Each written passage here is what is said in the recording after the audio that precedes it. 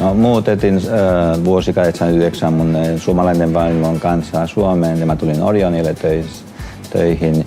Ja sitten siellä oli yksi työjohtaja, joka puhui espanjaa.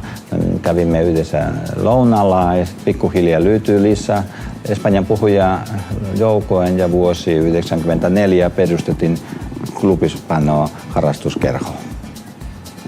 Kerhossa kokoonnutaan kerran per viikko ja lounalla syödään ja puhutaan espanjan kieltä.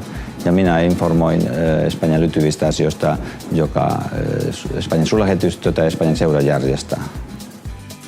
On ollut ihanaa tutustua eri ihmisiin omalla äidinkielellä ja on voinut työn aikana puhua muita asioista kuin työasioista ja matkustamisesta ja se on ollut todella ihanaa. Mä oon Välimerestä tuleva ihminen ja mä tarvin, että ympärilläni on hyvä ilmapiiri.